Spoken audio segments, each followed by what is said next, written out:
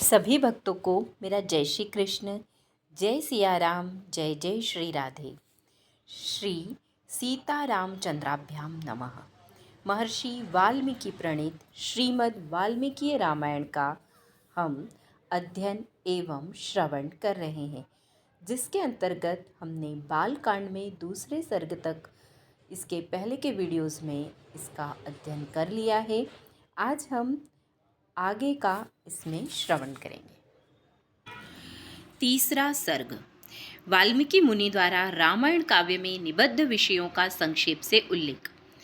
नारद जी के मुख से धर्म, अर्थ एवं कामरूपी फल से युक्त हितकर मोक्षदायक तथा प्रगट और गुप्त संपूर्ण रामचरित्र को, जो रामायण महाकाव्य की प्रधान कथा वस्तु था, सुनकर महर्षि वाल्मीकि जी बुद्धिमान श्री राम के उस जीवन वृत्त का पुनः भली भांति साक्षात्कार करने के लिए प्रयत्न करने लगे।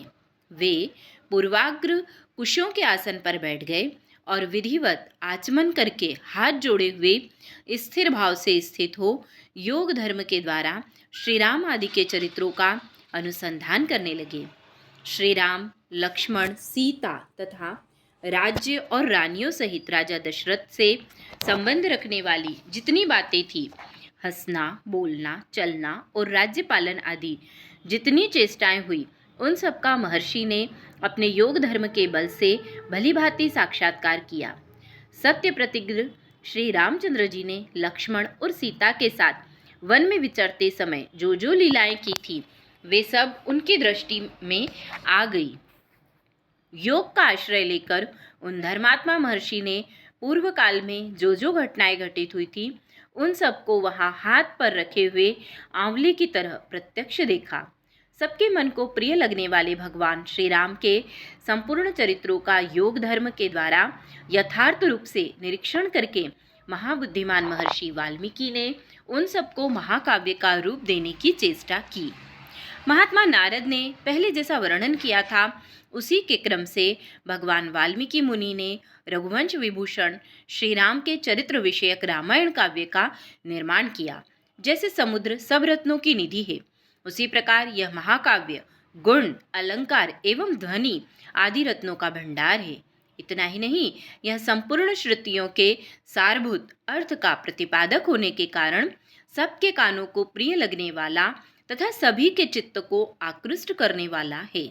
यह धर्म, अर्थ, काम, मोक्ष रूपी गुणों से युक्त तथा इनका विस्तार पूर्वक प्रतिपादन एवं दान करने वाला है। श्री राम के जन्म, उनके महान पराक्रम, उनकी सर्वानुकूलता, लोकप्रियता, क्षमा, सौम्य भाव तथा सत्यशीलता का इस महाकाव्य में महर्षि ने वर्णन किया है। विश्वामित्र जी के साथ श्री राम लक्ष्मण के जाने पर जो जो उनके द्वारा नाना प्रकार की विचित्र लीलाएं तथा अद्भुत बातें घटित हुई, उन सब का इसमें महर्षि ने वर्णन किया। श्री राम द्वारा मिथिला में धनुष के तोड़े जाने तथा जनक नंदिनी सीता और उर्मिला आदि के विवाह का भी इसमें चित्रण किया। श्री राम परशुराम संवाद, दशरथ नंदन श्री राम के गुण, उनके अभिषेक, कैकेयी की दुष्टता, श्री राम के राज्याभिषेक में विघ्न, उनके वनवास, राजा दशरथ के शोक विलाप और परलोक गमन, प्रजाओं के विषाद, साथ जाने वाली प्रजाओं को मार्ग में छोड़ने, निषाद राजगुह के साथ बात करने तथा सूत सुमंत को अयोध्या लौटाने आदि का भी इसमें उल्लेख किया। श्री राम आदि का गंगा के पार जाना, भरद्वाज मुनि का दर्शन करना, भरद्वाज मुनि की आज्ञा लेकर चित्रकूट जाना और वहाँ की नैसर्गिक शोभा का अवलोकन करना, चित्रकूट में कुटिया बनाना, उसमें निवास करना, वहाँ भरत का श्री राम से मिलने के लिए आना, उन्हें अयोध्या लौट चलने के लिए प्रसन्न करना, श्री राम द्वारा पिता को जलांजलि दान, भरत द्वारा अयोध्या के राज सिंहासन पर श्री रामचंद्र जी की श्रेष्ठ पादुकाओं का अभिषेक एवं स्थापन, नंदीग्राम में भरत का निवास, श्री राम का दंडकारण्य में गमन, उनके द्वारा विराध का वध, शरभंग मुनि का दर्शन, सुतीक्ष्ण के साथ समागम, अनुसुईया के साथ सीता देवी की कुछ काल तक स्थिति, उनके द्वारा सीता को अंगराग समर्पण, श्री राम आदि के द्वारा अगस्त्य का दर्शन, उनके दिए हुए वैष्णो धनुष का ग्रहण, शूर्पणखा का संवाद, श्री राम की आज्ञा से लक्ष्मण द्वारा उनका विरूपकरण, उनकी नाक और कान का छेदन, श्री राम द्वारा खरदूषण और त्रिशिरा का वध, शूर्पणखा के उत्तेजित करने से रावण का श्री राम से बदला लेने के लिए उठना, श्री राम द्वारा मारीच का वध, रावण द्वारा विदेह नंदनी सीता का हरण, सीता के लिए श्री रघुनाथ जी का विलाप, रावण द्वारा गृधराज जटायु का वध, श्री राम और लक्ष्मण की कबंध से भेंट, उनके द्वारा पंपा सरोवर का अवलोकन, श्री राम का शबरी से मिलना और उनके दिए हुए फल मूल को ग्रहण करना, श्री राम का सीता के लिए प्रलाप, पंपा सरोवर के निकट हनुमान जी से भेंट, श्री राम और लक्ष्मण का हनुमान जी के साथ ऋष्यमुख पर्वत पर जाना, वहां सुग्रीव के साथ भेंट करना, उन्हें अपने बल का विश्वास दिलाना और उनसे मित्रता स्थापित करना, बाली और सुग्रीव का युद्ध, श्री राम द्वारा बाली का विनाश, सुग्रीव को राज्य समर्पण, अपने पति बाली के लिए तारा का विलाप,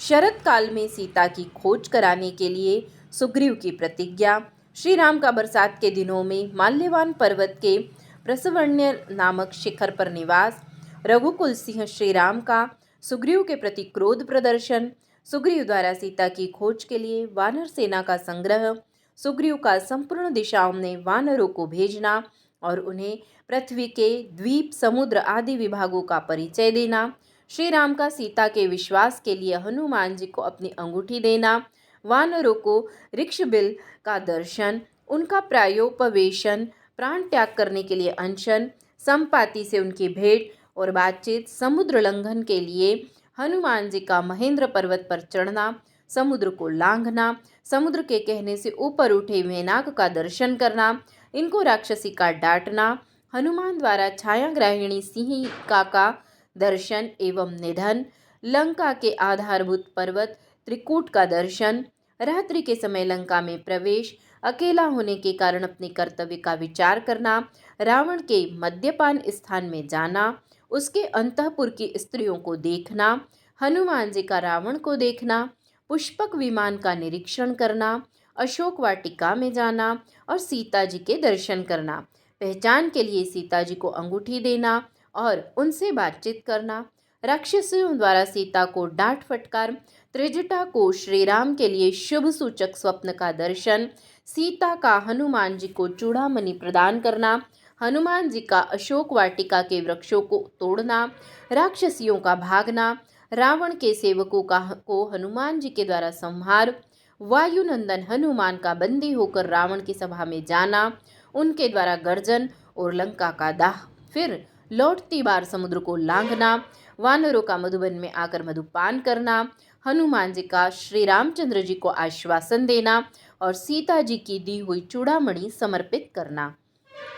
सेना सहित सुग्रीव के साथ श्री राम की लंका यात्रा के समय समुद्र से भेंट, नल का समुद्र पर सेतु बांधना, उसी सेतु के द्वारा वानर सेना का समुद्र के पार जाना, रात को वानरों का लंका पर चारों ओर से घेरा डालना, विभीषण के साथ श्री राम का मैत्री संबंध होना, विभीषण का श्री राम को रावण के वध का उपाय बताना, कुंभकर्ण का निधन, मेघनाद का वध, रावण का विनाश, सीता की प्राप्ति, शत्रुनगरी लंका में विभीषण का अभिषेक, श्री राम द्वारा पुष्पक विमान का अवलोकन, उसके द्वारा दल बल सहित उनका अयोध्या के लिए प्रस्थान, श्री राम का भरद्वाज मुनि से मिलना, वायुपुत्र हनुमान को दूत बनाकर भरत के पास भेजना तथा अयोध्या में आकर भरत से मिलना, श्री राम के राज्याभिषेक का उत्सव, फिर श्री राम का सारी वानर सेना को विदा करना, अपने राष्ट्र की प्रजा को प्रसन्न रखना तथा उनकी प्रसन्नता के लिए ही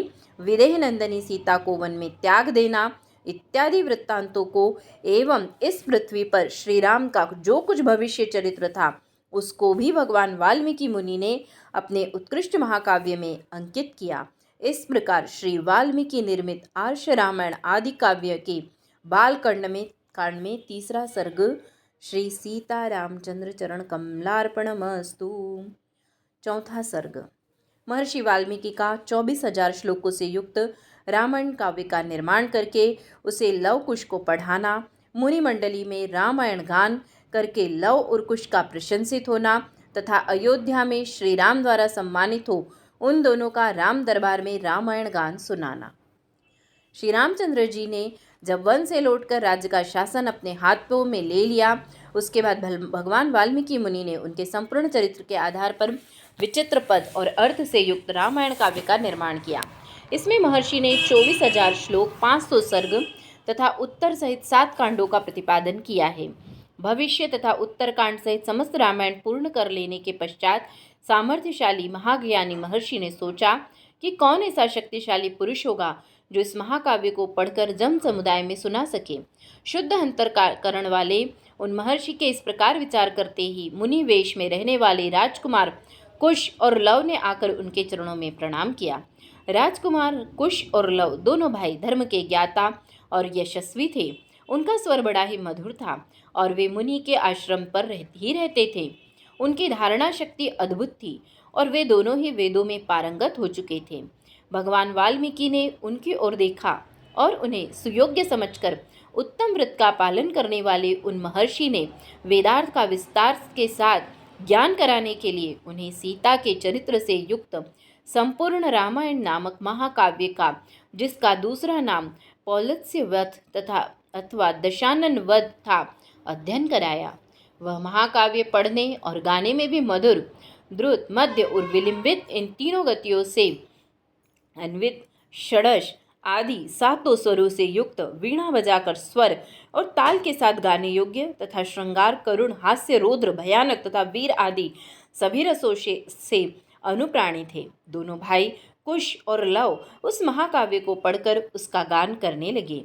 वे दोनों भाई गांधर्व विद्या, संगीत शास्त्र के तत्वज्ञ, स्थान और मूर्छना के जानकार, मधुर स्वर से संपन्न तथा गंधर्वों के समान मनोहर रूप वाले थे। सुंदर रूप और शुभ लक्षण उनकी सहज संपत्ति थी। वे दोनों भाई बड़े मधुर स्वर से वार्तालाप करते थे।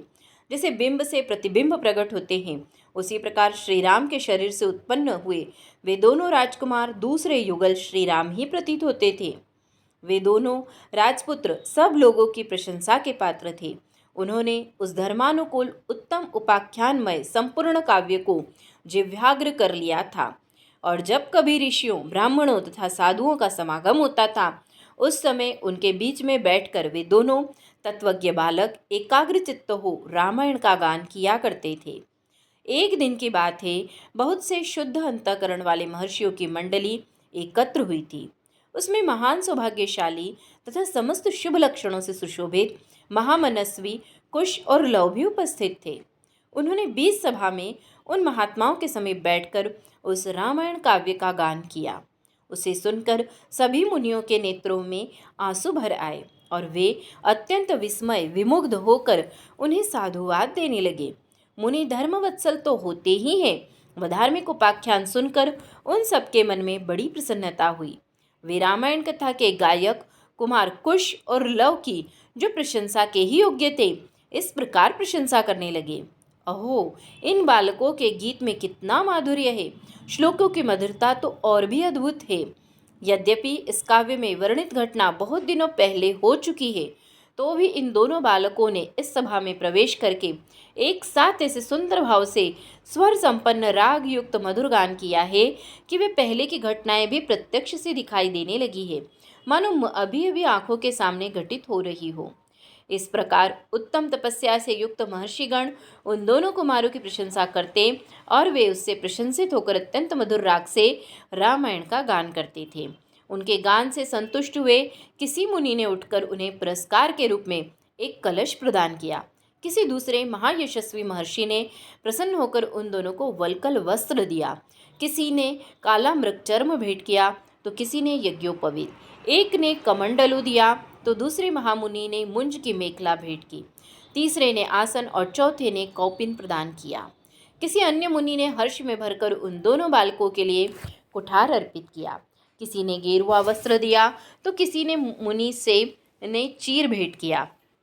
किसी दूसरे ने आनंद मग्न होकर जटा बांधने के लिए रस्सी दी तो किसी ने समिधा बांधने के लिए डोरी प्रदान की।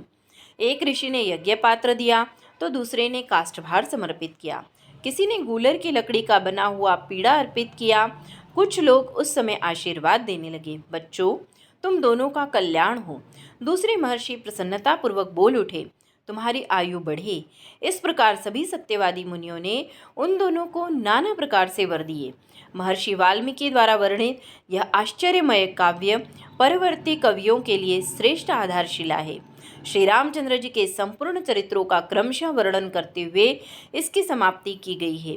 संपूर्ण गीतों के विशेषज्ञ राजकुमारों, यह काव्य आयु एवं पुष्टि प्रदान करने वाला तथा सबके कान और मन को मोहने वाला मधुर संगीत है।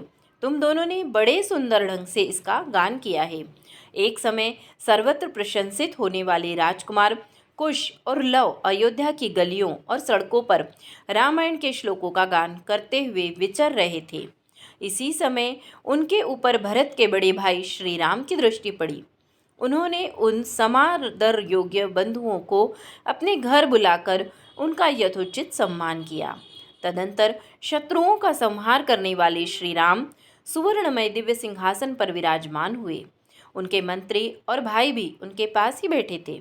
उन सब के साथ सुंदर रूप वाले उन दोनों विनयशील भाइयों की ओर देखकर श्री रामचंद्र जी ने भरत, लक्ष्मण और शत्रुघ्न से कहा, ये देवता के समान तेजस्वी दोनों कुमार विचित्र अर्थ और पदों से युक्त मधुर काव्य बड़े सुंदर ढंग से गाकर सुनाते हैं। तुम सब लोग इसे सुनो। यूँ कहकर उन्होंने उन दोनों भाइयों को गाने की आज्ञा दी। आज्ञा पाकर वे दोनों भाई वीणा के लय के साथ अपने मन के अनुकूल तार एवं मधुर स्वर में राग अलापते हुए रामायण काव्य का गान करने लगे। उनका उच्चारण इतना स्पष्ट था कि सुनते ही अर्थ का बोध हो जाता था। उनका गान सुनकर श्रोताओं के समस्त अंगों में हर्षजनित रोमांच हो आया तथा उन सबके मन और आत्मा में आनंद की तरंगे उठने लगी। उस जनसभा में होने वाला वह गान सबकी श्रवण इंद्रियों को अत्यंत सुखद प्रतीत होता था। उस समय श्री राम ने अपने भाइयों का ध्यान आकृष्ट करते हुए कहा, ये दोनों कुमार मुनि होकर भी राजोचित लक्षणों से संपन्न हैं। संगीत में कुशल होने के साथ ही महान तपस्वी हैं। ये जिस चरित्र का बंध काव्य की तरह गान करते हैं, वह शब्दार्थालंकार, उत्तम गुण एवं सुंदर रीति आदि से युक्त होने के कारण अत्यंत प्रभावशाली है। मेरे लिए भी अभ्युदय कारक है, ऐसा वृद्ध पुरुषों का कथन है। अब तुम सब लोग ध्यान देकर इसे सुनो। तदंतर श्री राम की आज्ञा से प्रेरित हो वे दोनों भाई मार्ग विधान की रीति से रामायण का गान करने लगे। सभा में बैठे हुए भगवान श्री राम भी धीरे धीरे उनका गान सुनने में तन्मय हो गए। इस प्रकार श्री वाल्मीकि निर्मित आर्ष रामायण आदि काव्य में बाल कांड में चौथा सर्ग श्री सीता रामचंद्र चरण कमलार्पणमस्तु।